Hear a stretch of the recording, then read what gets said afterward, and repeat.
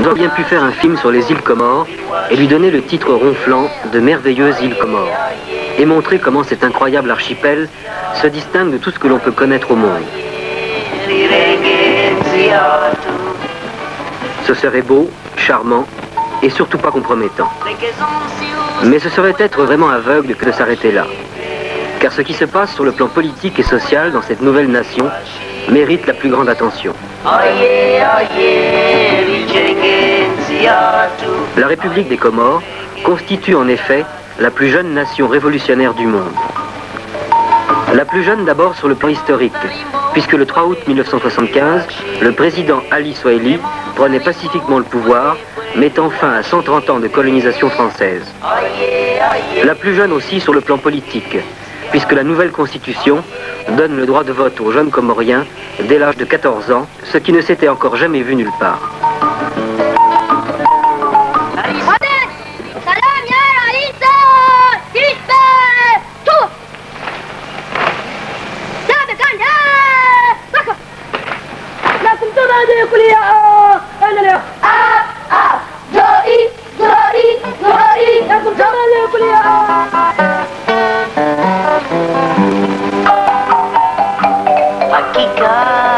Une nation donc qui mise sur son potentiel le plus sûr, celui de sa jeunesse.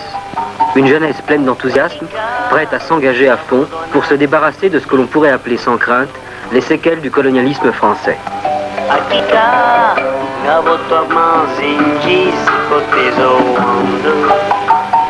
Une jeunesse révolutionnaire qui dirige aujourd'hui vraiment le pays et donne le pas. Un pas qu'il lui faudra elle-même contrôler avec l'aide précieuse du président Ali Swahili, jeune ingénieur agronome qui ne lésine pas lui non plus en énergie à dépenser.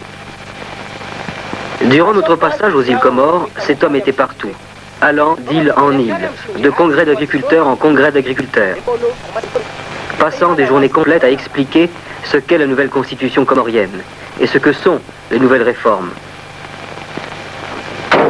Les réformes agraires, sociales, administratives, scolaires, culturelles.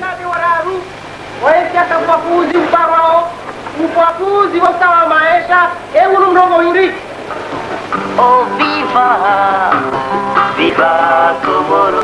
Ora ringia harmai zitendora busi atarifundria nziatu rioni nzia vanili tikunda nzia dai. Donnant des cours aussi aux élèves des classes terminales qui, quant à eux, devront offrir 2 ans de leur vie au peuple comorien en travaillant dans un service social spécialement créé pour éduquer et informer les 300 000 habitants répartis sur les 4 îles de l'archipel des Comores.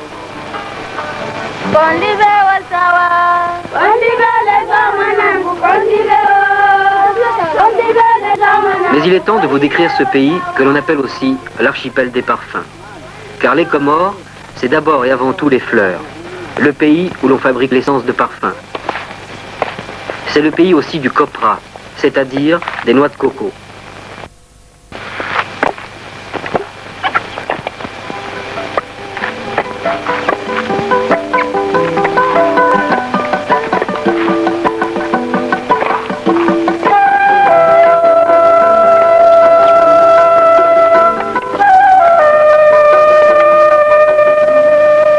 La situation géographique des Comores, eh bien, prenez l'avion en direction de Madagascar et passez au-dessus du Mozambique, en Afrique orientale, et posez-vous à Moroni, capitale de l'archipel des Comores. Nous sommes à plus de 20 heures d'avion de Montréal, bien au-dessous de l'équateur, au beau milieu du canal du Mozambique, sur la route des pétroliers, les plus gros, ceux qui reviennent tout droit à la visite, si gros qu'ils ne peuvent plus passer par le canal de Suez.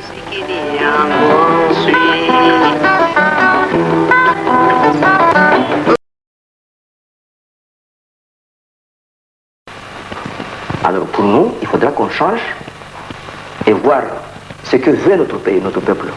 Qu'est-ce que veut notre peuple, elle. Et donc changer dans le sens de la volonté du peuple. Et qu'est-ce qu'il voulait? Le peuple, c'est de vivre et être heureux.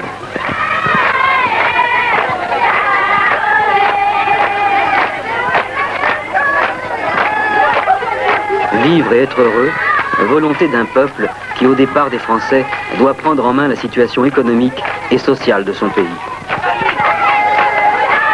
Pays laissé dans un état précaire. Par exemple, sur le plan médical seulement, il n'y avait pratiquement plus de médecins en Comores. Les hôpitaux étaient mal équipés, les médicaments rares, aucune banque de sang, pratiquement pas d'infirmières ou de soignants. La santé des Comoriens se trouvait d'autant plus menacée que les Comores sont situées en région tropicale, donc dans une région du monde où les maladies tropicales sont nombreuses. La Croix-Rouge internationale, de passage aux Comores, avait pu constater aussi une malnutrition très grave, chez les enfants en particulier. C'est donc d'abord la jeunesse qui a pris en main la situation.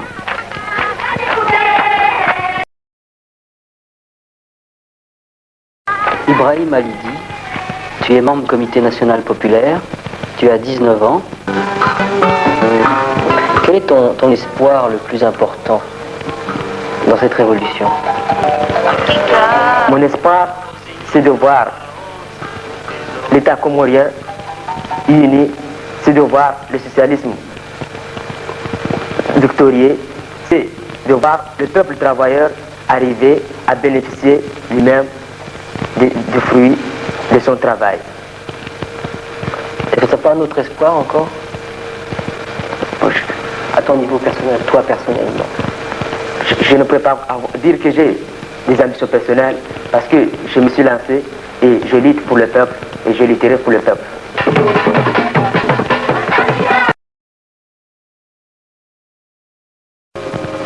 Le chanteur Abou Chiabi, qui a composé l'hymne national des Comores, exprime bien cet avenir un peu flou qui se présente aujourd'hui à tous les peuples qui luttent pour leur indépendance et leur dignité.